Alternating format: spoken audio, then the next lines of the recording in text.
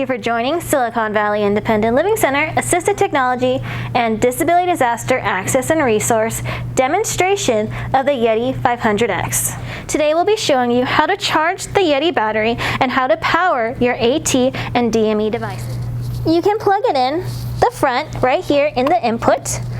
Once it's snugly fit, you'll see the light pop on, it'll blink. You then want to check to see how it's charging by hitting light. You'll see the percentage. So right now, currently, our battery is 60% charged and a total of 48 to 54 watts input coming in. If you hit the info button once again, you'll notice how much longer it will be to fully charged. We will now be going over how you can use the Yeti 500X to charge your AT and DME devices, such as this Astro AI mini fridge you can use in order to keep your medications cold. What we will be doing is, since it utilizes a car charger, we will plug it into the car charging port. We want to make sure the light is lit, so the 12 V has to be lit in order for the battery to charge the Astro AI.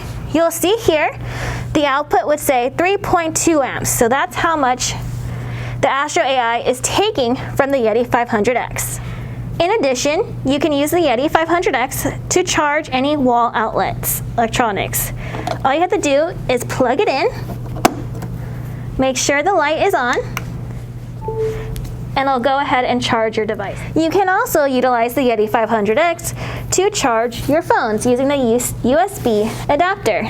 All you're going to do is plug it in, make sure you hit the top part, the USB light, and then it goes ahead and charge your cell phone. You can charge more than one item onto your Yeti 500X, but do keep in mind it'll deplete your battery faster. If you require electricity to power any DME or AT devices, and you want to learn more about how to loan out a Yeti 500X, contact us at psps@svlc.org or call us at 408-894-9041. Thank you for joining us today. Have a great day.